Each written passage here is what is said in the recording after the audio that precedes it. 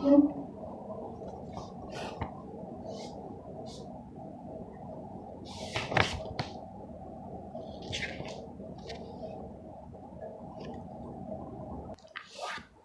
now moving to the treatment for anger. So what treatment you can give? So first one, in the anger, you have to treat the underlying cause. Treat the underlying cause. So there are many interventions, like one is verbal intervention. Verbal intervention, like by verbal communication you are preventing the aggressive behavior. Okay, so you have to discover the source of the stress. You can ask with the person what is the source of the stress, and then you can promote some alternative behavior rather than becoming aggressive. For example, a patient who is having a stressor and he's becoming angry or showing aggressive behavior, you can tell the client something other than that, like he can count from 10 downwards, or he can take a deep breath, or he can leave the situation, or he can distract his mind, some any intervention and problem solving skills. ഇതൊക്കെയാണ് verbal intervention. Next one is the limit setting. Limit setting, here a client, you are not allowing the client to, in limit setting you are not allowing the client to do any such aggressive behavior or destructive behavior. So you are setting a limit for them. So you are not allowed to distract themselves or their property or others property or attack others. ഇതൊന്നും നമ്മൾ സമ്മതിക്കുന്നില്ല. So you are encouraging the client to learn new behavior. That's a limit setting. Next one is the cognitive intervention. So as I was telling, a cause of aggression is their erroneous thought. So they are misinterpreting certain situation and they are responding with anger. So here they are having some automatic thoughts which are negative. So changing that erroneous thought, ആ തെറ്റായിട്ടുള്ള ചിന്തകളെ നിങ്ങൾ change ചെയ്യാൻ വേണ്ടിയിട്ട് help ചെയ്യാം. Okay, so their interpretations are wrong. So what you can do is make them എന്താണ്, you can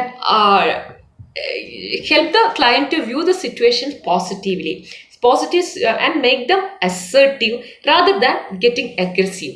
Assertive means like whatever they feel as stressful, they can tell it openly without becoming emotionally charged. Without becoming emotionally charged, they can express whatever they want to express, but always their emotions should be under control.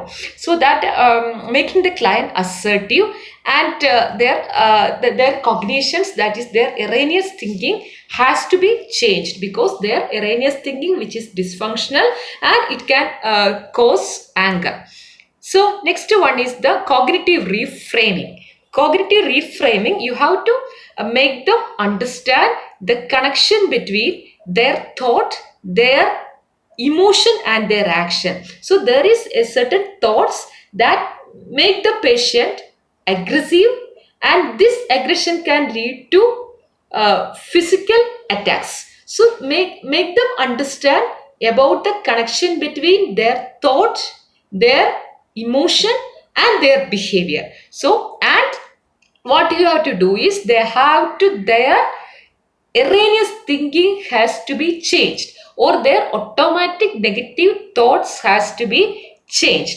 Their dysfunctional expectation has to be corrected. So this is the what is that, cognitive reframing. So next one is anger management in the group. Okay, so here as a group, like we are keeping a number of people, so and you are giving some group intervention. Okay, so here in the group we are teaching like what are the acceptable behavior in the group and what are the unacceptable behavior in the group. So suppose the client is showing an unacceptable behavior, the entire group will be opposing it. Okay, so what they can doing is defining a situation and seeking like defining a situation, defining a problem and seeking a solution for that problem without becoming aggressive or getting angry. So help the client to master a situation, okay, without getting aggressive. So he should be able to differentiate between what is the acceptable and acceptable behavior from the unacceptable or inappropriate behavior or destructive behavior. Okay, then and so the client can become successful in dealing with the situation using the problem solving methods. So as a group you are teaching them the assertiveness training and problem solving skills, so that the client can show the acceptable behavior rather than becoming aggressive. So next is behavioral therapy. That is the token economy. Token economy is what? It's already taught in the behavioral therapy, where whenever the client is showing any acceptable behavior, for that the client can get a token. And this token can be accumulated and these tokens can be exchanged for a reward. അപ്പോൾ എന്തെങ്കിലും acceptable ബിഹേവിയറിനൊക്കെ ഓരോ token കൊടുക്കും. ഈ ഓരോ ടോക്കണിനും the client can get some reward, especially for a client who is admitted in a hospital. ഒരു token കൊടുത്താൽ he can get a tea, 2 token കൊടുത്താൽ he will get a snacks like that, or he will be getting some privilege. 4 token കൊടുത്താൽ he can go outside or they can go to the yard, they can make a walk. 3 token they can watch TV. അങ്ങനെ എന്തെങ്കിലുമൊക്കെ some favors. That's a token economy program. So next one is the family therapy. That client will get feedback from the other group therapy, family therapy loke they will be getting they are getting the feedback from others regarding their interactive style. Okay, avare interact cheyyunnadഅനുസരിച്ച് they will be getting good എന്താ പറയുക remarks from or feedback from the group. ഇവിടെയും you can use the problem solving methods. അല്ലെങ്കിൽ so if the client is behaving in an appropriate way, the family members or the group will be giving a positive feedback for the client. So this is the group and family therapy.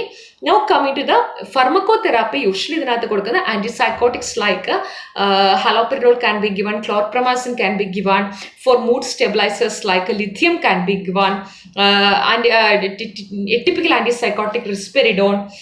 അതേപോലെ mood സ്റ്റെബിലൈസറിനകത്ത് lithium കൊടുക്കാം, അതേപോലെ കാർബാമസാപ്പിൻ, പിന്നെ അതുപോലെ തന്നെ beta blockers like propanol. So these are the sum of the medicines that is given. Next one is the restraint or seclusion. Like restraints, like it is a last resort. You can use the physical or chemical restraints. അപ്പോൾ നേരത്തെ പറഞ്ഞ like the medication, haloperidol and all. These are the chemical restraints. It is given in injection form, and physical restraints like using soft physical restraints. You can restrain the patient, or the seclusion where the person will be putting into a room alone when he is showing such aggressive behavior under close supervision, and the room should be safe, that there should not be anything to do self-harm. Okay, so the environment should be very safe, free of any kind of hazard. Okay, so this is about the management of the anger. The nursing management is there, that you can refer the same care plan that is used for the mania. Okay, as for violence, that same care plan you can use. Then there is next psychiatric emergency is the violence.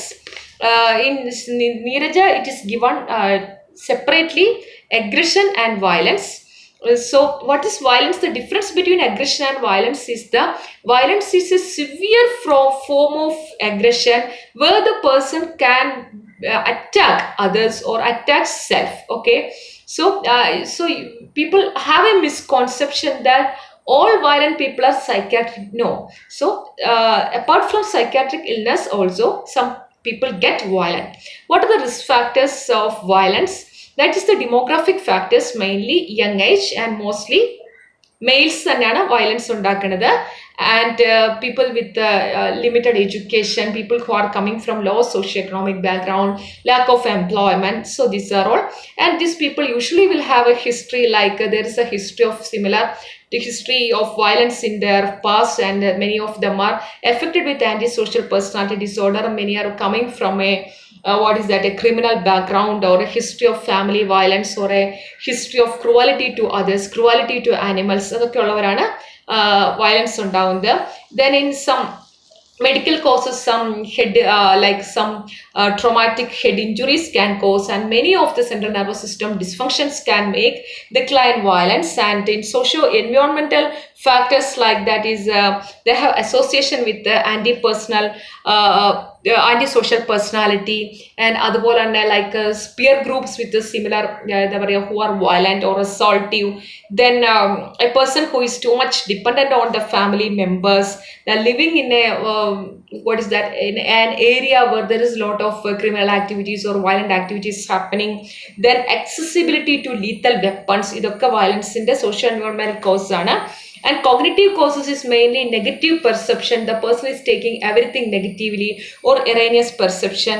അതേപോലെ like certain behaviors like they are too much aggressive behavioral traits.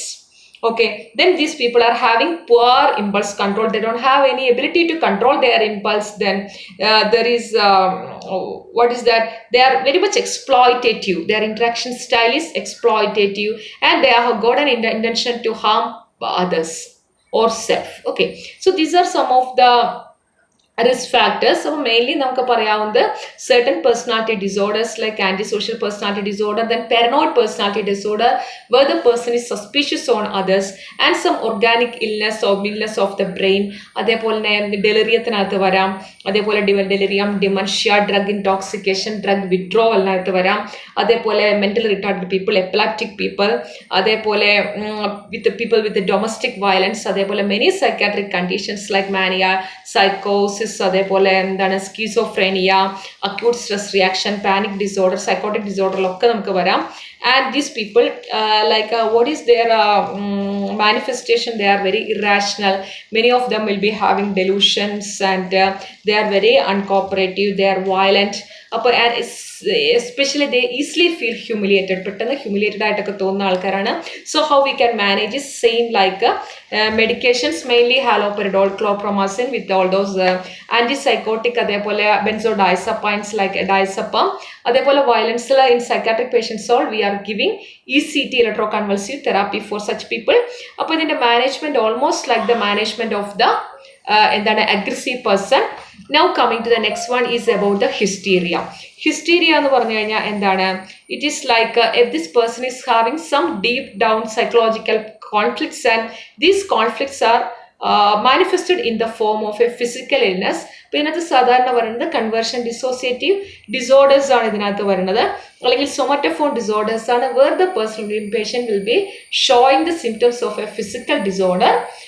Or in dissociative disorders mainly it is manifested in the form of loss of consciousness, അല്ലെങ്കിൽ loss of memory, അല്ലെങ്കിൽ showing some abnormal movements, ഇങ്ങനെയുള്ള രീതിയിലൊക്കെ വരാം.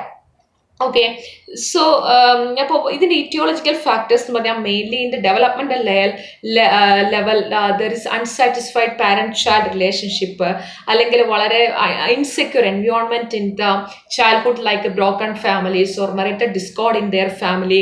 അതേപോലെ some personality disorders like too much attention seeking personality like histrionic personality ഡിസോർഡറിൽ വരാം. Then അതേപോലെ like severe psychological conflicts, distress ഒക്കെ ഉള്ളവർക്ക്.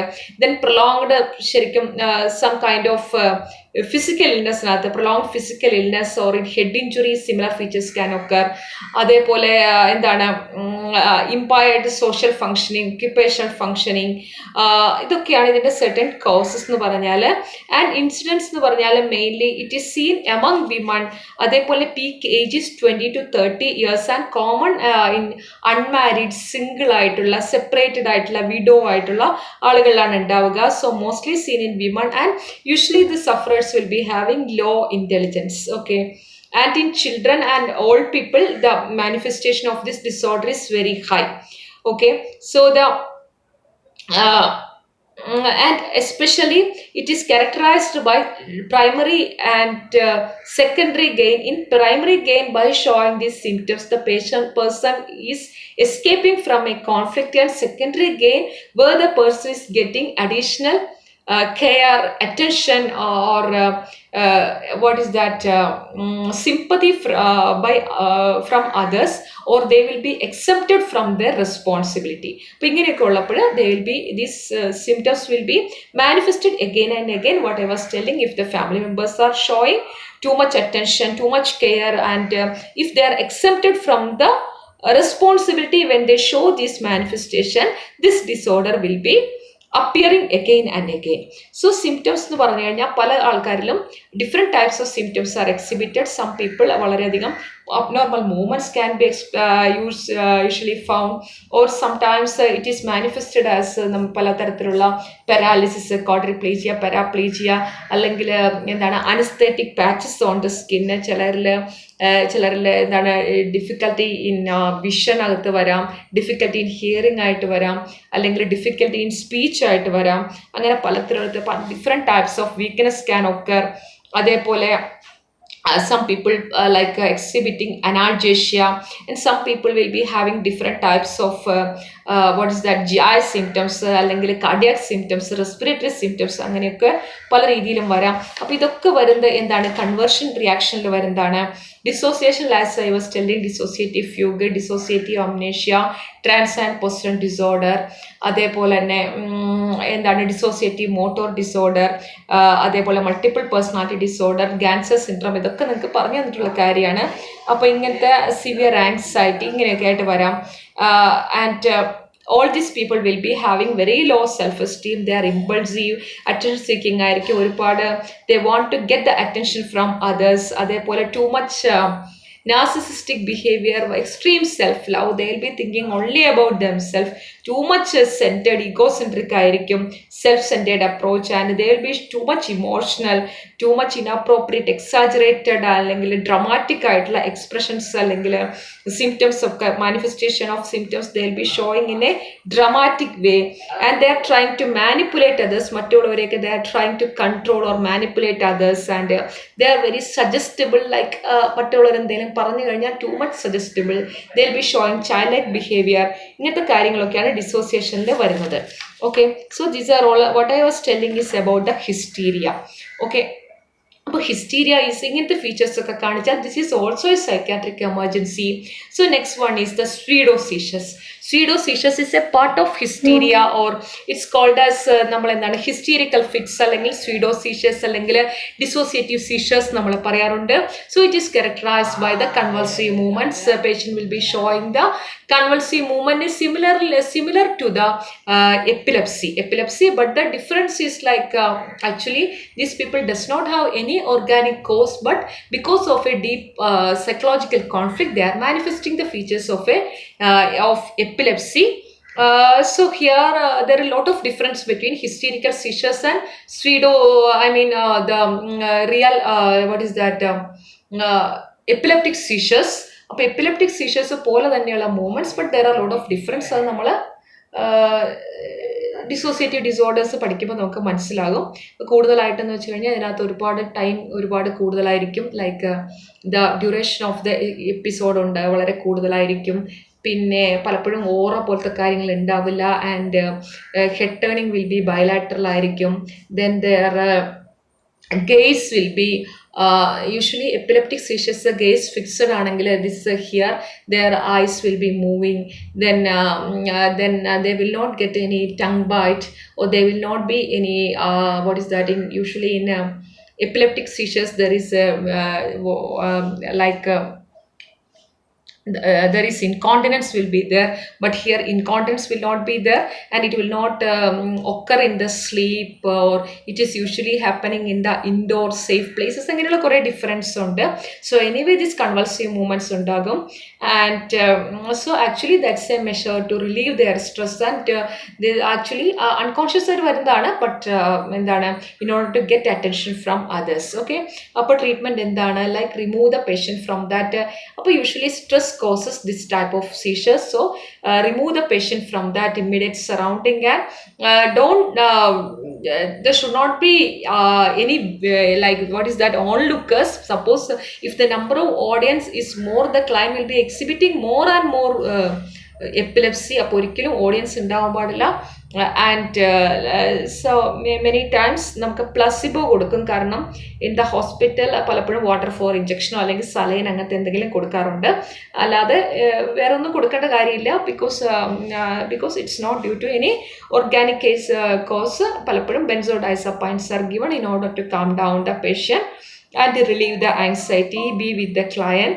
For many clients, abreaction is useful. Abreaction means like you with the use of the trying to bring out what is there in their unconscious mind using many methods like hypnosis അല്ലെങ്കിൽ വിത്ത് medication ഒക്കെ വെച്ചിട്ട് അബ്രിയാക്ഷൻ ശ്രമിക്കാറുണ്ട്. Support is psychotherapy, അതേപോലെ family therapy, role play, ഇതൊക്കെ വെച്ചിട്ട് ഇത് treat ചെയ്യാറുണ്ട്. So that is the about the എന്താണ് pseudo seizures. Okay, now coming to the withdrawn behavior. Withdrawn behavior, the person will be very much uncommunicative. There is disinterested. They are isolated from others. The client will not react to the external world. അപ്പോൾ അങ്ങനത്തെ ഒരു too much withdrawn. So they are remaining mute and they will not be responding to anything. So their thought process will be disorganized and is usually seen in schizophrenic patients. They are living in their own world, not interested in eating. They are showing childlike behavior. They will be having delusions, hallucinations. ഇങ്ങനെയുള്ള കുറേ കാര്യങ്ങളാണ് withdrawn behavior. So what we can do is like you have to establish a one-to-one relationship. You should not force too much interaction, but you can be with the client and establish trust with the client so that the client can interact with you. Okay, and once the client develop trust in you, and if the client is spending time with you, then you can take the client to group situation. Otherwise, never forced interaction. That should not be done. And what you can always be with the client and fulfill their need, anticipate their need and fulfill their need. Many times the client will be uncommunicative. So what you can do is you can like talk for the client. Okay, so you can like this may be the client want to do. This is the thing he want to say. So instead for the client you can talk for the client. Okay, അപ്പോൾ നിങ്ങൾക്ക് ക്ലയൻറ്റിന് വേണ്ടിയിട്ട് നിങ്ങൾക്ക് സംസാരിക്കുക. നിങ്ങൾക്ക് ഇങ്ങനെ ചെയ്യണോ, ഇതാണോ നിങ്ങൾ ആഗ്രഹിക്കുന്നത്, like that you can talk for the client. Okay, and you should not be too much demanding, should not be too much authoritative. Approach the client in a calm and quiet manner. Make him safe, make him feel secure. Okay, then assist the client in handling their handling the situation, handling their day-to-day daily activities of daily living. And you can don't probe too much. Okay, you can promote their communication. If they are showing any sign language or any bodily gestures, try to understand, grasp the meaning of the situation and meet the needs of the client and provide a sensory stimulated environment. Okay, then you can according to the the medication see that you are they are compliant to the medication. Okay, then see the nutrition needs of meet the nutrition requirements of the client, and during the meal timing sit with the client. Okay, so help the client to do the simple talks. Okay, so provide an environment free of distraction, free of visitors. It will stimulate sleep and rest at the time of sleep and all. Protect him from all injury. Then explain him about the importance of the daily interaction with others and engage. And finally, you can take the client to the group situation with you. So to the group situation you can accompany the client. So these are some of the management you can do for a client with withdrawn behavior. Withdrawn behavior is nothing but what That is a client who is not interacting with others, who is uncommunicative, mute, and he's living in his own world. Okay, so this is about the ഇപ്പോൾ നമ്മൾ പറഞ്ഞ withdrawn behavior. So next is about panic attack. Panic attack means it is acute, severe anxiety. In this situation, the client is not able to think, he cannot deal with the situation, he is not able to make decision, he is not able to judge. Okay, his attention will be too much narrowed, and along with that he'll be having a number of physical symptoms like too much anxiety with a lot of physical manifestation, like there is palpitation, choking, dyspnea, sometimes chest pain, there is muscle tension, there is dispersonalization, derealization, and person is thinking that I am going to die, I am going to become crazy, or I am losing all my control, and he's thinking the main thing, he is going to die. Okay, so this is the panic attack. So this is another psychiatric emergency. It is a anxiety disorder, neurotic disorder. So what you can do is you can take the client and make him reassure the client and approach in a calm manner, reassure that he is safe, secure, and once the client is settled, you can ask what is the triggering cause of the anxiety, and you can teach the anxiety management techniques. And once the you can teach the different types of techniques for managing or binding the anxiety relaxation techniques and all. Once the client is mastered in those techniques, what you can do is you can tell with the client, if when he is getting the first symptom of this panic attack, they can use this relaxation techniques so that the anxiety will not be going to an unmanageable level. Okay, and so always find like help him to identify the first sign of this anxiety reaction. So many times it can be like a sudden anxiety, like some feeling in the chest, suddenly something is hitting, like that some feeling the person will be having. So when they develop that first symptom, they start with the relaxation technique, and using medication, benzodiazepine can be used for the treatment of this anxiety attack. So this is about the solve. The very important is you should be very calm, quiet. So next psychiatric emergency is the catatonic stupor. So as we know, it's a syndrome of there is akinesis and mutism. The client will not talk, will not will not move, and he will not be reacting to the environment. He will not be responding to any stimuli in the environment, but he is not unconscious that he's registering everything that is happening around him, but he will not be showing any response. He will not take any food or fluid. He will not do any elimination like defecation or urination. He hold the urine stool, etc. And if at all he's making any movement, it will be stereotypic movement, and if at all he's talking anything, he'll be showing some echolalia, or he'll be showing some verbal stereotypy. Okay, so movement like if you're showing any movement, there is some ambiguous tendency, they'll be showing negativism will be there. Okay, or echopraxia will be echopraxia, posturing mannerism, what is that, automatic obedience, all those will be their movement. So what is that? So very important, ensure that the person's airway is patent airway. Then as he will not take any food and fluids, you can give start IV line, or you can introduce NG tube. If the patient is holding urine many times, the person has to be catheterized because he is not urinating. Then always collect the history and do a physical examination to find out whether there is any organic cause for that.